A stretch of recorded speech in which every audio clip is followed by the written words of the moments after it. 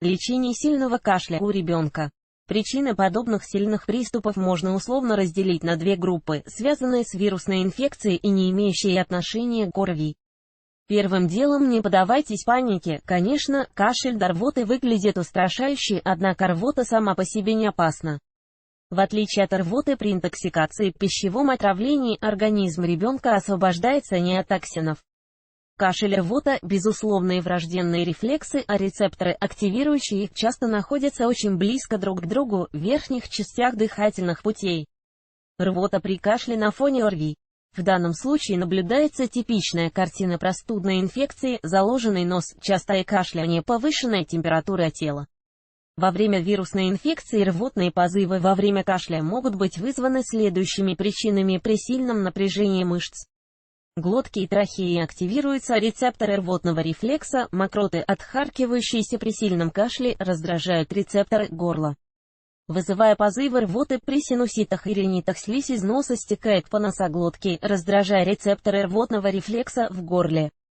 Большое количество мокроты, попадая в желудок при отхаркивании и насморке, вызывает рефлекторные позывы очистить пищеварительную систему.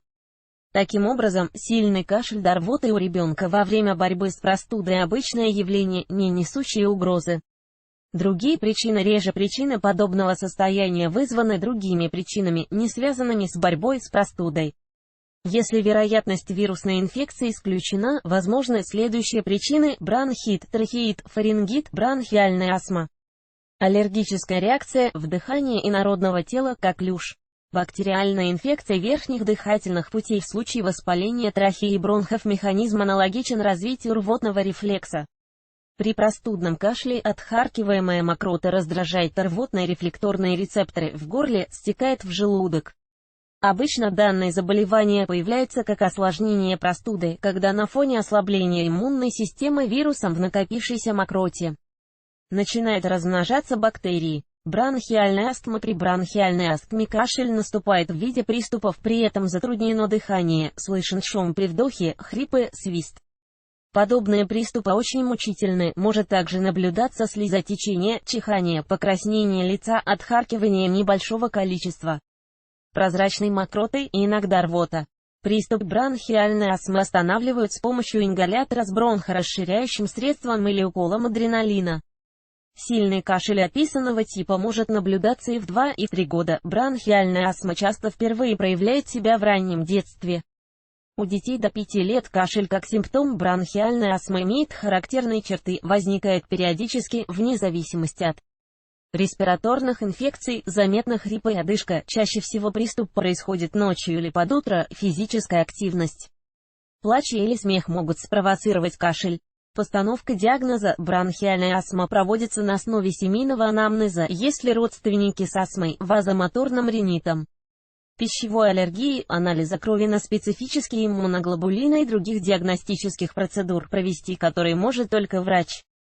Самостоятельно ставить диагноз астма, а тем более заниматься самолечением в таком случае недопустимо. Аллергия. Аллергическая реакция может иметь вид кашля, который имеет место только в присутствии аллергена. Аллергическая реакция может быть настолько сильной, что спазмы стенок бронхов и отек слизистой будут угрожать удушьем. Вдыхание инородного предмета. Такое нередко происходит с детьми в результате их любопытности и неосторожности. Также ребенок может подавиться пищей, и кусочек еды вызовет рефлекторное откашливание для освобождения дыхательных путей. В этом случае кашель происходит неожиданно, резко, может быть очень сильным, с признаками нехватки кислорода.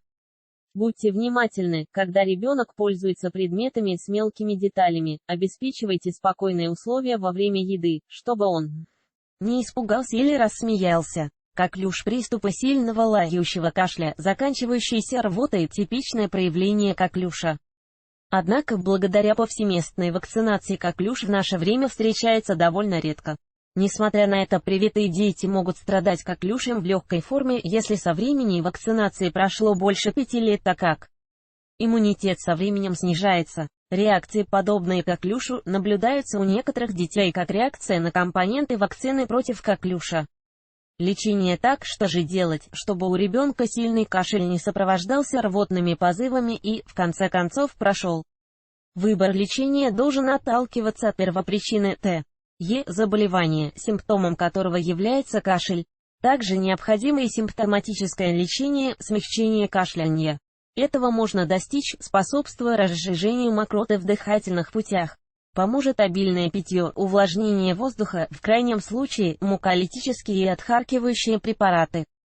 Приучите ребенка сплевывать и высмаркивать мокроту, чтобы она не попадала в пищевод и желудок, раздражая рецепторы рвотного рефлекса.